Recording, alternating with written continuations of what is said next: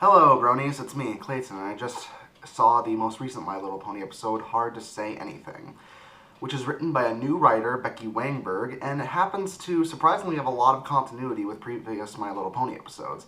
But let's get to the story, shall we? The story is that Big Macintosh actually has a crush on a pony from Starlight Glimmer's old village. In fact, it's the baker named Sugarbell, who you might or might not remember from the Season 5 premiere. The problem is that he has a romantic rival named Feather Bangs, and that he doesn't really know how to impress Sugarbell. So the Cutie Mark Crusaders decide to help him out without using a love potion this time. Apparently they've learned their lesson from Hearts and Hooves Day. And that's essentially the episode. The episode is basically them trying to help Big Mac impress Sugarbell, while also dealing with Feather Bangs. It's a typical love triangle episode where the hero tries to gain a girl's heart, but as far as those type of episodes are concerned, it is a pretty entertaining one, even if the whole concept is overused. And I think it helps that Peter New is allowed to say a few more words than just yup or nope for this episode, which, if you might recall, is rather rare for his character.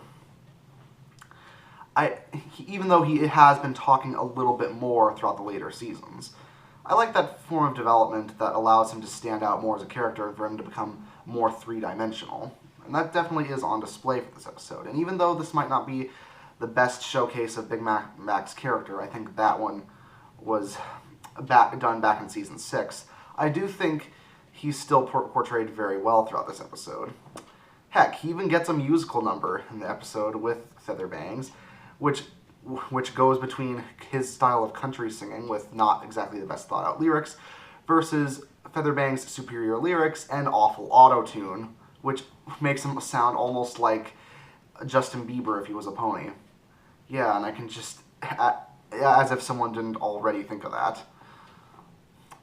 Though, one thing that I do like about this episode is that no one is really the bad guy in this scenario. Featherbangs just also has a crush on Sweet Sugarbell, but when he loses out, he doesn't just bow out and say that Big Mac is a horrible pony for falling in love with her. He's not a romantic rival that's evil. He's basically just an antagonist by circumstance.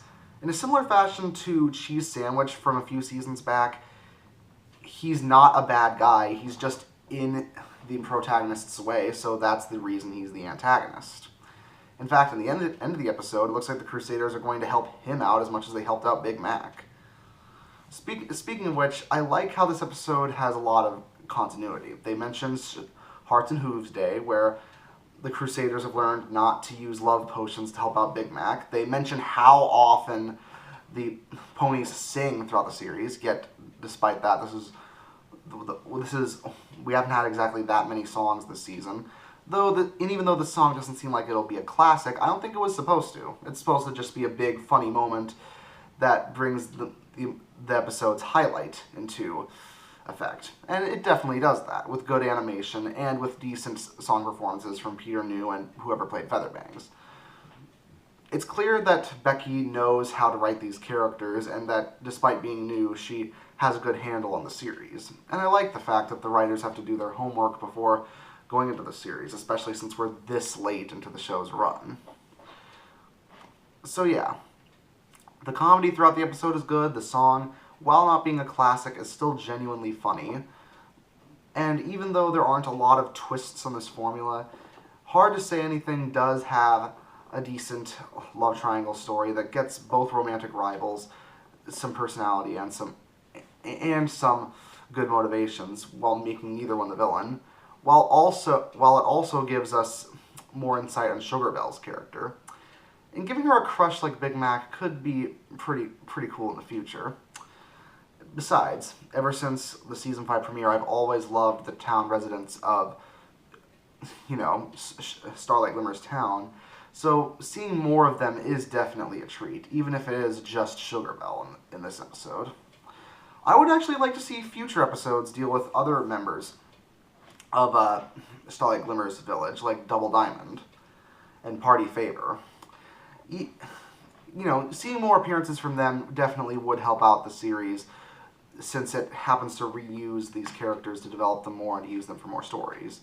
I like the fact that they're doing that instead of using just one-off characters which like they did in the past. So overall, this is a fun episode. Maybe not the best Big Mac episode of the bunch, but when it comes to this concept, it could have been a lot more bland. So it's surprising how fun the episode actually is. So I'll give Hard to Say Anything an 8 out of 10. See you next time.